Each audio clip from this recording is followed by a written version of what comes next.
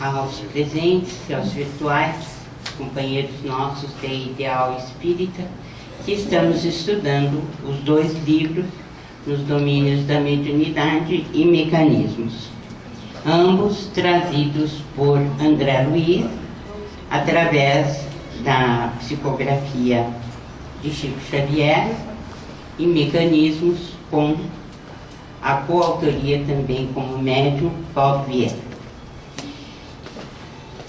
Não está passando? Não. Agora. Puxa, certo.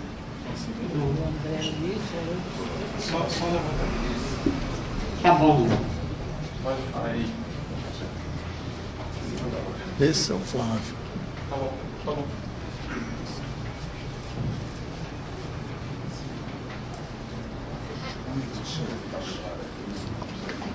Acho um pouco aí, né?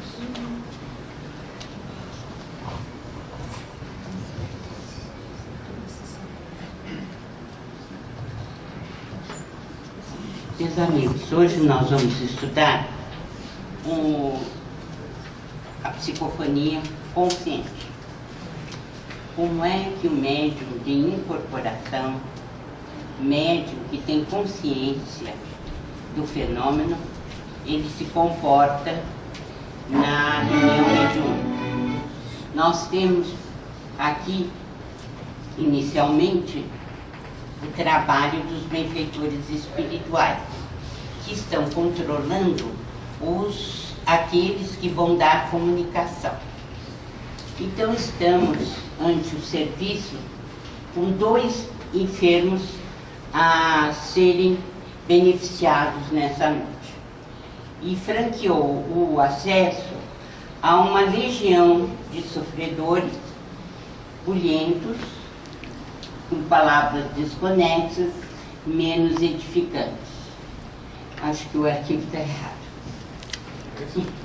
É psicofonia consciente? Está errado. Deixa eu pegar aqui. Um minutinho só. Não, ele estava fora daí. Ele está fora daí. Não saiu. Isso, não quero ouvir.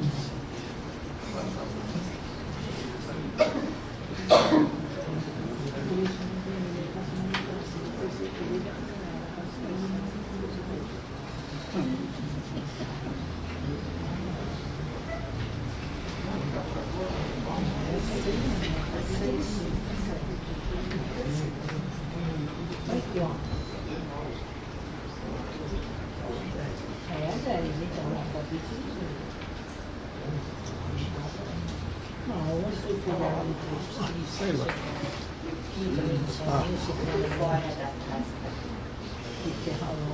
Fora da casa. Eu não fui dentro da casa. Foi.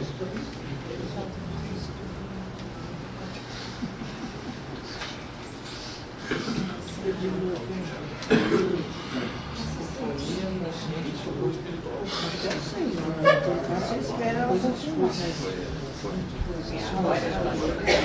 Consciente, ela ia chegar que abriu. Então, tá tudo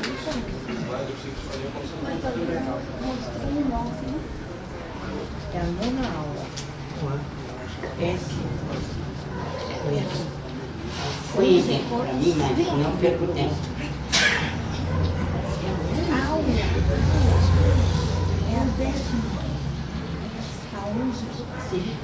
Como eu dizia, nós vamos estudar a psicofonia consciente hoje. Então, nós vamos saber quem é o comunicante. Ele está sem rumo e, segundo Aulus, assemelha-se a um doente mental. Ele desencarnou em plena vitalidade orgânica por intoxicação a gás. É obsessor porque está voltado para uma paixão que deixou aqui no mundo espírito, no mundo material, e sobre ela, sobre essa moça, exerce vampirismo, para que tenha um novo instrumento de sensação. E essa simbiose ocorre há 5 anos. Como é que ele foi, então, assistido nessa reunião? Como sempre, por indicação dos mentores espirituais, que recebem pedidos para o atendimento de determinados casos. O socorro é duplo, tanto para ele, que é o obsessor, quanto para Esther, que é a sua noiva, que ele deixou aqui na Terra. O que a Esther sente? Fobias. Fobias por insetos, mas na verdade ela está tão conectada à mente dele que ela recebe os reflexos do que ele pensa e da mente dele. Então nós vamos ver ao longo desse estudo que o obsessor exerce tamanha simbiose sobre ela que ela lê os pensamentos dele e reflete esses pensamentos. Bem, a médium que o benfeitor Clementino escolhe é a Dona Eugênia. Ela é médium de psicofonia consciente. O que vocês entendem como psicofonia consciente? Por que a gente chama de psicofonia consciente?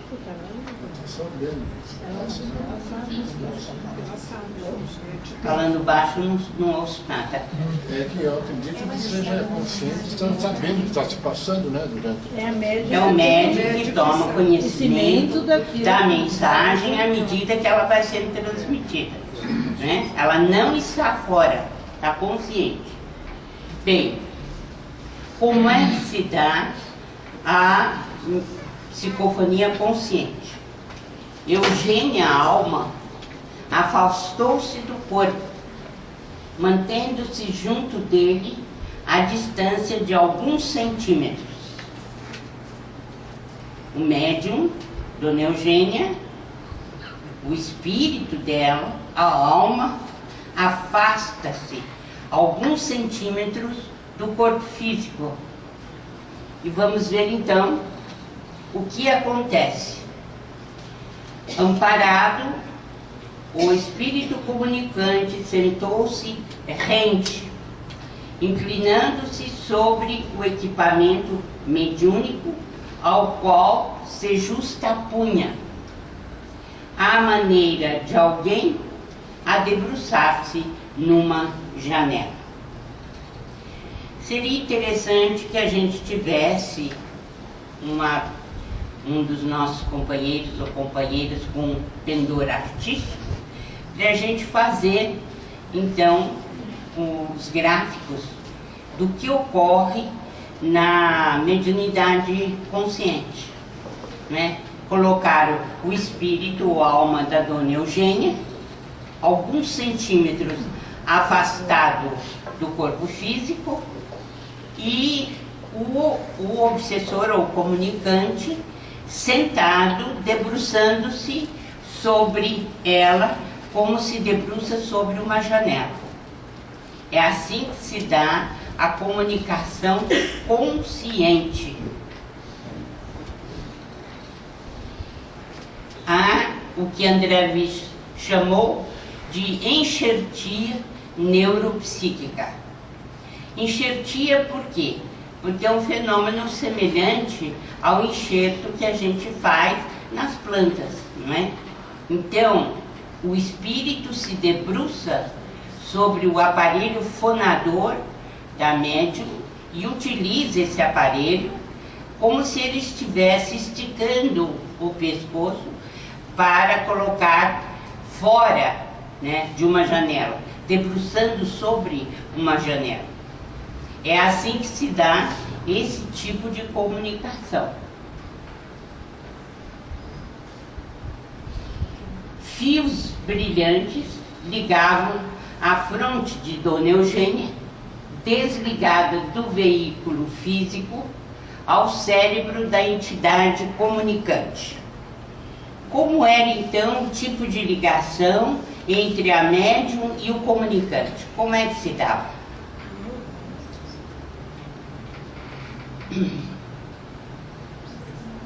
Está ali escrito, né? São fios brilhantes que ligavam a fronte da Dona Eugênia, desligada do corpo físico, né?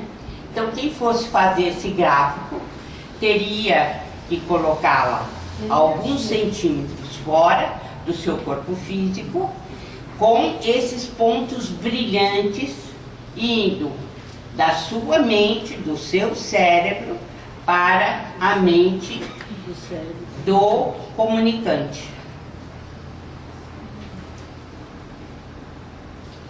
O comunicante permanece controlado por ela,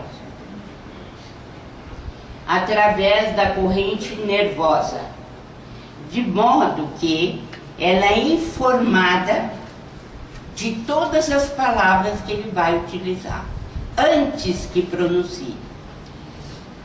Educação mediúnica nesse sentido, não é, doutora? Como?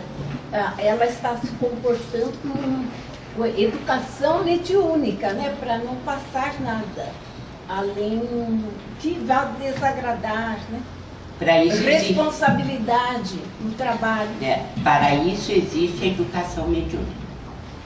O médium descontrolado, ele diz muita coisa que não deveria dizer, do ponto de vista da moral, dos bons costumes. Então, se ele vai fazer um xingatório, ela tem condições de tapar a boca. Ela impede, né? Existem certas expressões que o médium deixa passar, porque senão ele tira inteiramente a liberdade do comunicante. Mas é preciso que o médium educado não deixe passar tudo. Porque, vamos dizer assim, num arroubo, né, nós podemos dizer, não, você vou dar plena liberdade. Não é assim. A comunicação não deixa de ser uma comunicação válida, porque você impediu que ele se tornasse grosseiro na reunião. Certo? Então, através da corrente nervosa, ela toma conhecimento de todas as palavras que ele vai emitir. Então, o comunicante, ele é controlado sim por ela. E vocês viram, é bom a gente lembrar a frase lá de cima, né? Fios brilhantes ligavam a fronte de Dona Eugênia, desligada do veículo físico, ao cérebro da entidade comunicante. Então ela sabe perfeitamente o que ele vai falar. Ela comanda a própria vontade e o comunicante tem a posse temporária do órgão vocal. Ele pode utilizar o aparelho fonador da médium. E, é claro, as áreas cerebrais referentes a essa questão vocal. Ouve e raciocina por intermédio das energias dela. Isto é algo que a comunicação permite. Por exemplo, um espírito que está desligado da matéria e que não tem contato, está em geral desesperado para fazer esse contato, porque ele se sente atraído para as coisas materiais. No caso, ele sente, quando está falando, liberdade, porque, sendo o espírito obsessor, ele pode utilizar as faculdades sensitivas dela enquanto ele está se comunicando. Então, para ele, a comunicação é um alívio. Ela age, segundo Aulus, como uma enfermeira que impõe limites ao comunicante. E ela pode frustrar, como você observou, qualquer abuso que ele queira fazer. Está entendido o mecanismo da psicofonia consciente? Vamos guardar bem, porque mais um pouquinho e nós vamos falar da psicofonia inconsciente. E vamos ver as diferenças. A entidade é inferior à Dona Eugênia.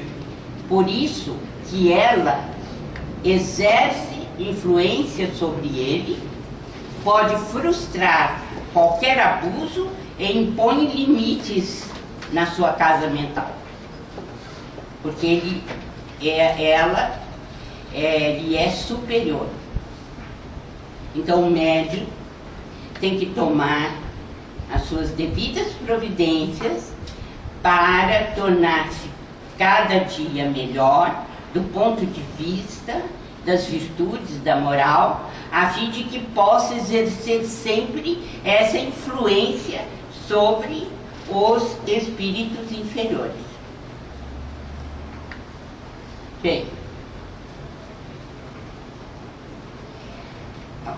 uma questão que o Aulus chama bastante a atenção é o fato de que o primeiro socorrista é o médium nas reuniões de intercâmbio. E ele fala nas sessões de caridade. Então, para o mundo espiritual, as sessões de intercâmbio são sessões de caridade. Por quê?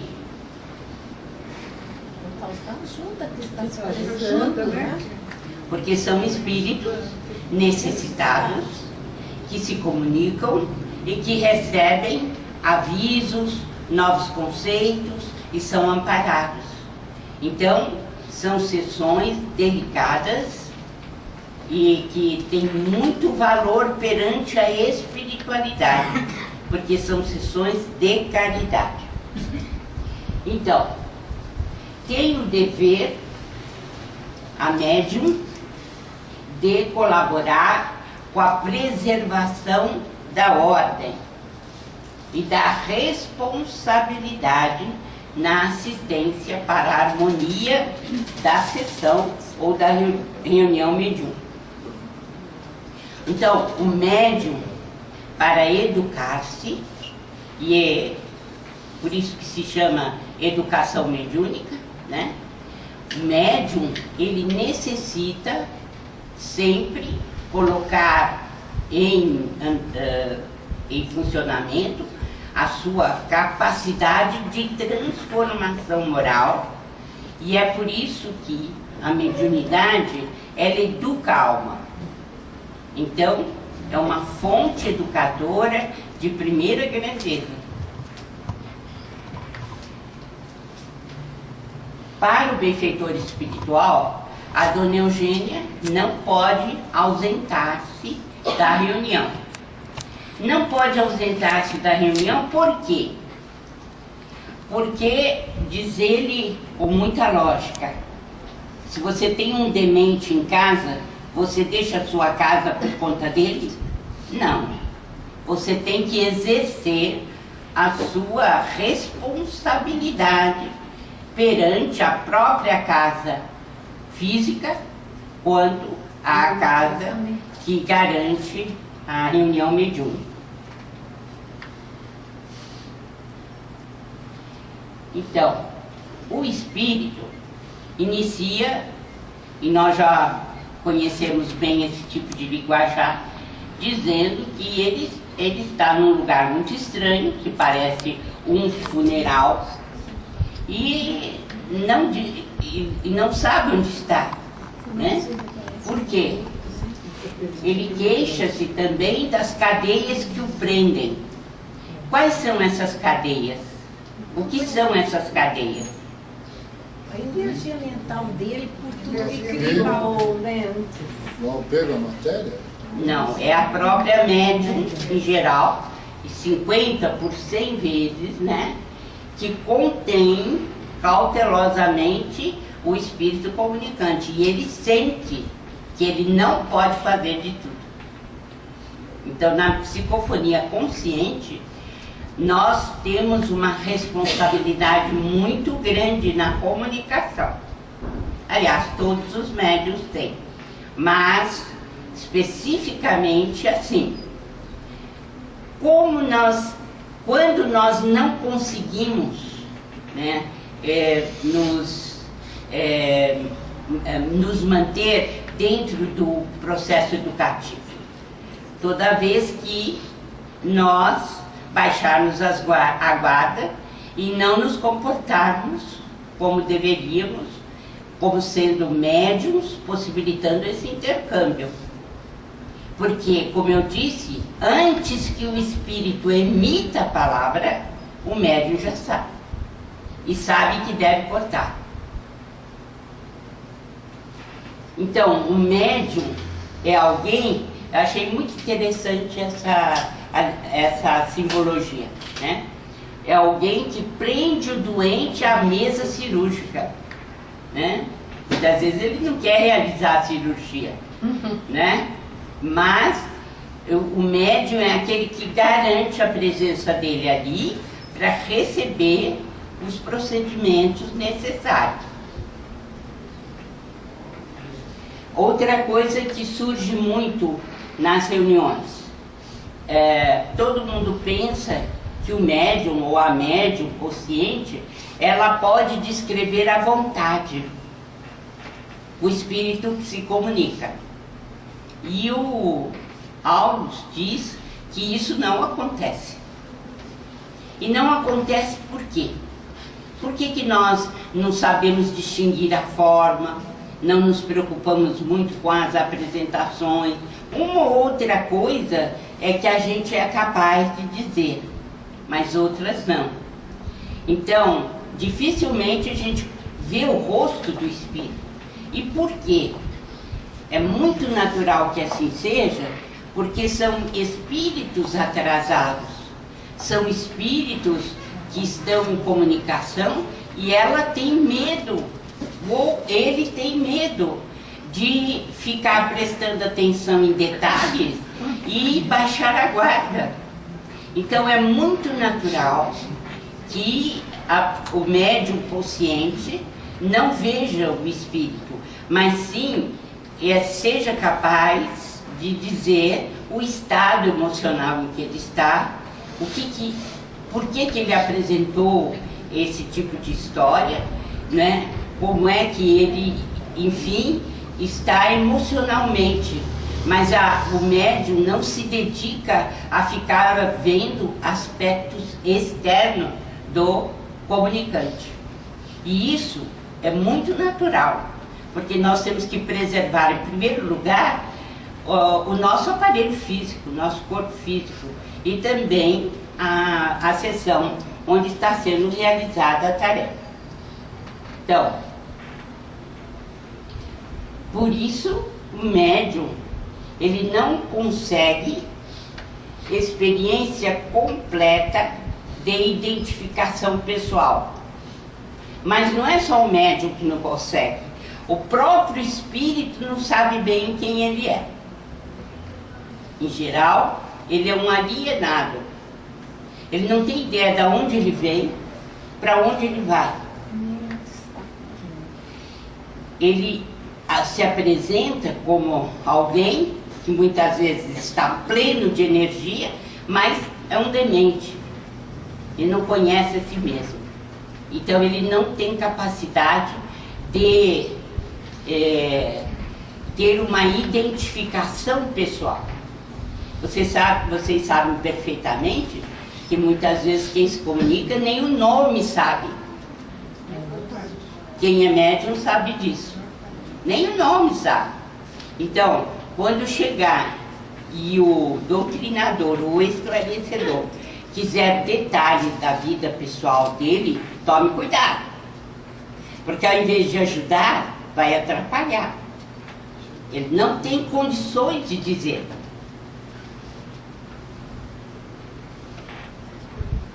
Então, nós estamos vendo que a Eugênia o controla, mas ela não tem noção de muitos dados a respeito dele, não conhece o rosto dele e também ele não se conhece. Não é capaz de fazer uma identificação perfeita. Agora, um fato muito comum na psicofonia consciente, qual é esse fato? Você julgar que não há espírito nenhum e que as palavras são suas. Primeira coisa que você coloca como sendo algo seu, né? Então, o benfeitor Aulos diz assim, que o médium tem condições perfeitas de saber que aquilo não lhe pertence.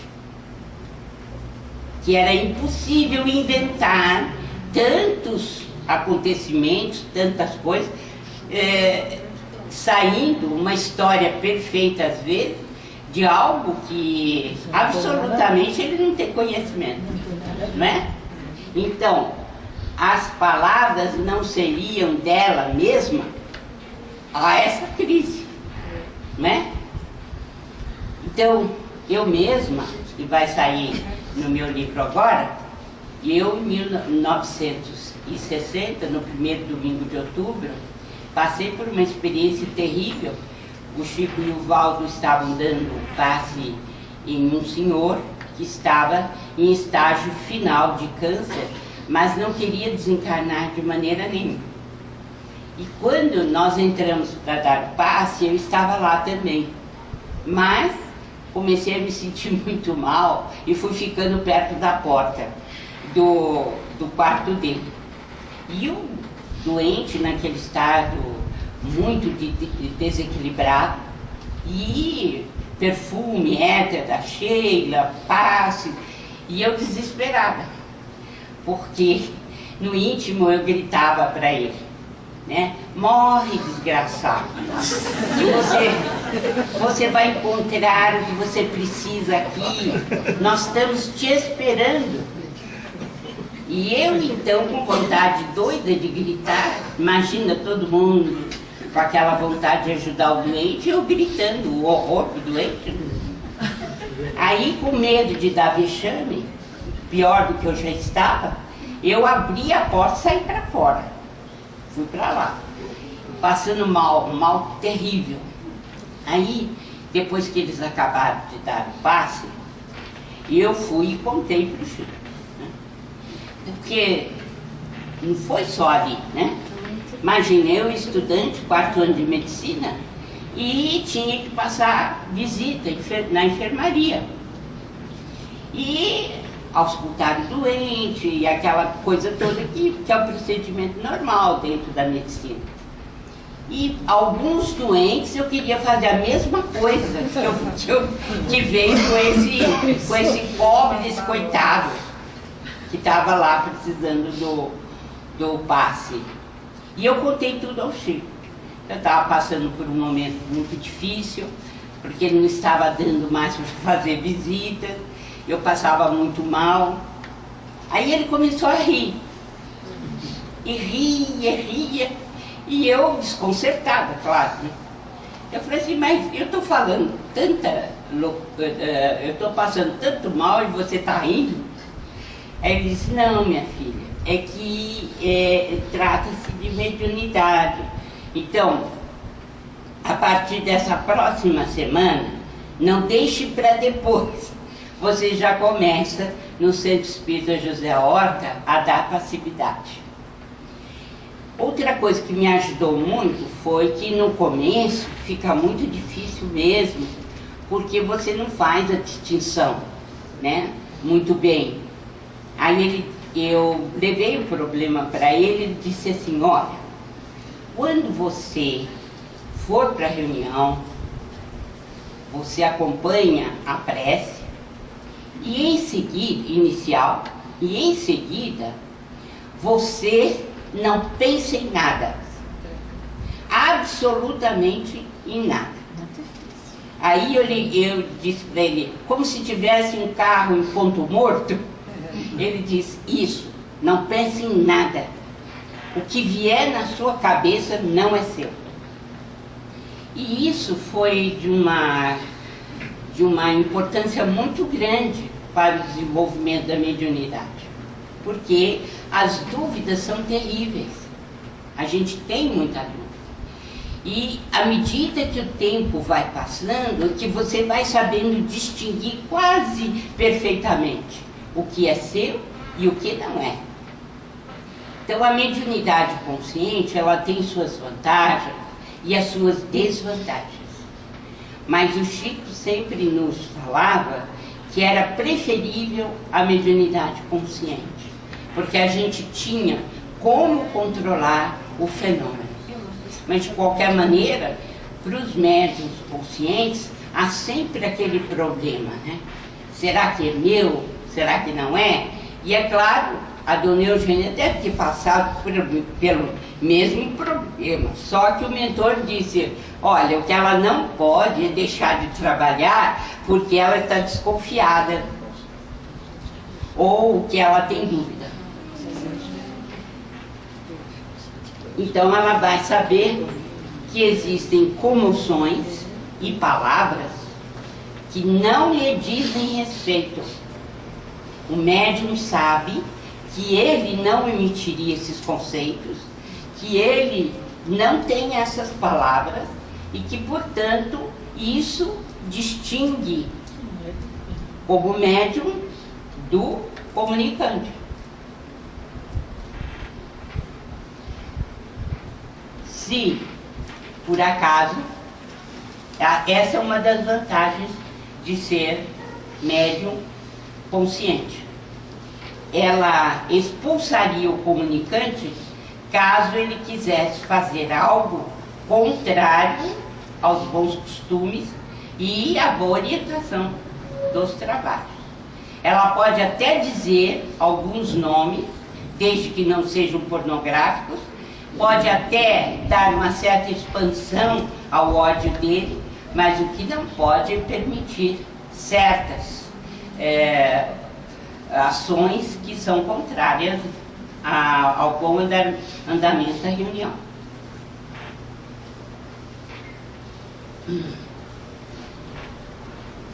Então, o médium, ou o obsessor, começa a dizer quem o trouxe ali, mostrando que ele não tem rumo, que ele é mesmo um alienado mental. Queixa-se das cadeias que o prendem, que são delas, né? Prende o doente a médium não lhe vê a forma, apenas as aflições. Aqui está uma repetição. Não consegue experiência completa de identificação pessoal. Bem, este é um dos capítulos que nós terminamos, Psicofonia Consciente. E nós já entramos em outro, Socorro Espiritual, que seria a comunicação do Libório, do espírito comunicante. Então, ele mostra a paciência do doutrinador ou do esclarecedor, porque, em geral, o esclarecedor recebe muita zombaria, ou então desprezo, e ele tem que se manter na calma, na paciência, né? Então, o que ele diz é que o doutrinador fala assim, você é meu irmão, eu te quero bem. Aí o que ele fala? Mentira, você nem me conhece, não é isso? Aí o mentor diz para ele, né? que aí o doutrinador diz, não, você é meu irmão perante Deus, mas ele transmite pela voz carinho, amor, que são enviados diretamente ao coração do Espírito comunicante. E ele começa a perder o quê? Aquela situação de repulsa, de revolta em relação à comunicação. Então,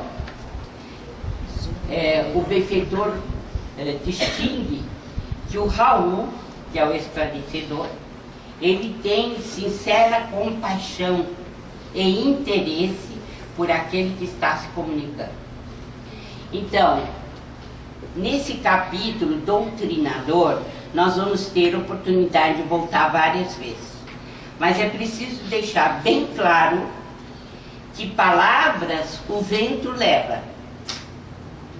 O doutrinador precisa se acostumar a dar uma entonação às palavras com significado. E o significado é o carinho, é o acolhimento. Porque o tônus que você emite nisso vai direto ao comunicante. E os benfeitores sabem se você está sendo sincero ou não. Então,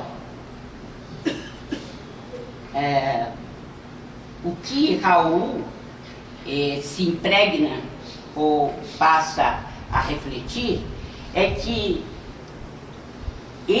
essa pessoa que está se comunicando é como se fosse um familiar que regressasse enlouquecido ao lar.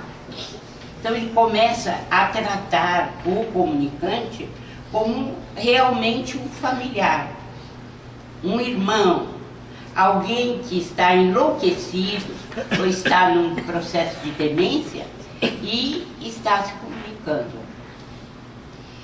E é nesta situação que o esclarecedor consegue grandes esclarecimentos. Somente nessa condição. Então, Libório, meu irmão, quando ele fala assim, ele emite amor para ele, de irmão. Então o que ocorre, vai direto ao coração dele e ele começa a chorar. E nesse momento ele chora. E aí que o esclarecedor diz, vamos orar. Porque aproveita o estado mental melhor dele. E ele faz uma prece. Eu não coloquei a prece aqui, mas quem estiver acompanhando em casa com o livro, poderá ler em qualquer tempo. Então,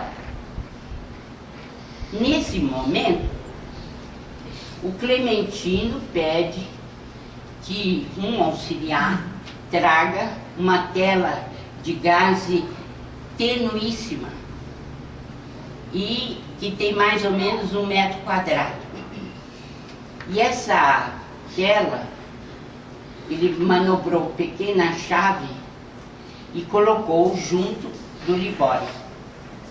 Então, ela começou a exibir variadas cenas. Cenas que estavam na cabeça do comunicante, nessa tela. Então, aparece a mãe velhinha e ele como único arrimo. Interessante porque o doutrinador, o Raul, ele por intuição está sabendo o que se passa ali naquela tela. Ele começa a assimilar as imagens da tela. Mas para isso, é claro que é preciso uma reunião muito bem orientada, mas principalmente orientada pelo amor, pela compreensão. A mãe está velhinha, o Libório é o único arrimo, é um sábado de carnaval. Tudo isso está na tela. Havia um único dinheiro disponível que a velhinha deixava em determinado lugar. ele tirou esse dinheiro e partiu para gozar 3 dias e 4 noites de carnaval. E a mãe, desesperada, atrás de remédio, que ela era cardíaca, estava muito mal. Ele volta, então, na quarta-feira, e sabe dos familiares que ela está inconsciente, que ela já não está bem. Então, ele vai para tomar um banho, para poder ver se desperta, porque ele está semi-embriagado. E ele abre o gás, mas não tem força para verificar se o gás, né, está com a chama e se ele pode realmente tomar o banho. O que acontece é que a chama não se acende e ele inala o gás e morre. Então, o seu corpo vai parar no necrotério, né? E nesse instante, vejam bem, nesse instante é que ele admite uma certa culpa. Ele tinha, inclusive, dificuldade para enfaciar o que ele fez. E ele então começa a pedir pela mãe a desorientar-se completamente, porque aí ele se dá conta realmente de que foi um filho desalmado, que não cuidou da mãe e gastou o dinheiro dela, e etc, etc.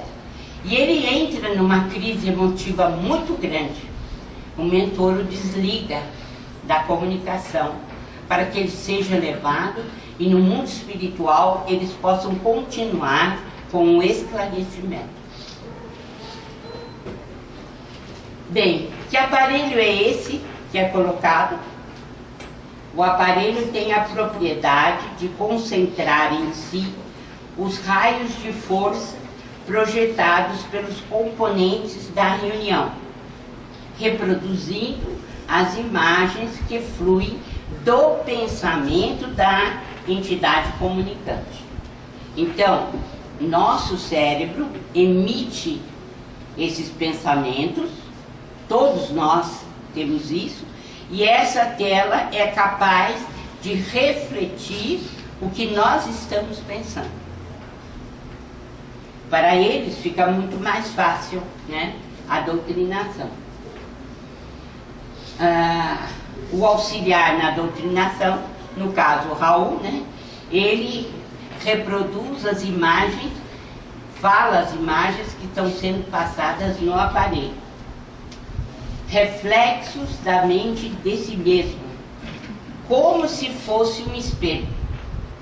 Então começa a aparecer nessa tela aquilo que o Libório está pensando, e foi possível então deslindar o mistério, como é que ele morreu e quais as ações dele no dia da sua morte, durante a parte do carnaval. Então, as energias ectoplásmicas do conjunto é que dão vida a esse aparelho e permitem que as imagens apareçam. Porque o nosso próprio pensamento, ele só tem ação sobre o nosso corpo porque ele tem ectoplasma junto. Quando não tiver ectoplasma, significa que nós já desencarnamos e não podemos gerir o próprio corpo. Acabou. E o ectoplasma que existe dentro desse aparelho, ele é necessário porque sem ele não é possível você colocar na tela o que o indivíduo está pensando, pelo menos para ser visto aqui na terceira dimensão. Esse aparelho é muito importante por isso. Porque o ectoplasma, como vocês sabem, ele desaparece após a morte física. Porque ele é o duplo etérico ou fluido vital. Aqui, dessa matéria aqui, terrestre. E esse aparelho é feito para isso, para descobrirmos os pensamentos enquanto estamos na vida terrestre.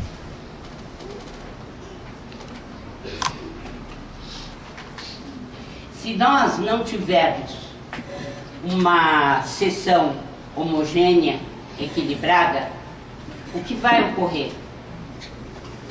Sobre a tela vão aparecer as sombras. Então, pessoas que perturbam arrojam no condensador as sombras. É por isso que os dirigentes da reunião precisam tomar muito cuidado quem eles colocam dentro da reunião.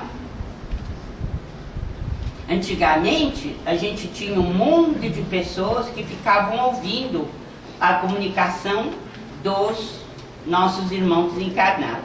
Hoje não. Em geral, a participação de nossos irmãos na reunião, ela é constante. É um número constante de pessoas. E os visitantes somente serão admitidos se o benfeitor, se o mentor da casa assim o permitir. Não é com facilidade que a gente deve abrir a reunião. Prejudicam a eficiência da Assembleia e impedem a visão por parte do comunicante. Por quê? Porque se na tela estão projetadas as sombras de pessoas que são rebeldes, o comunicante não vai ver na tela a projeção de seus próprios pensamentos. E termino aqui lembrando as palavras de Albério, que nós já tivemos oportunidade de comentar. Filhos do Criador, dele herdamos a faculdade de criar e desenvolver, nutrir e transformar. Arrojamos de nós a energia do próprio pensamento, ambiente psíquico que nos é familiar, que nos é particular. Cada um de nós tem um ambiente psíquico, cada comunicante tem o seu. Se houver alguma dúvida quanto a esses 2 capítulos, podem levantar a mão, nós temos ainda 3 minutos para podermos falar alguma coisa.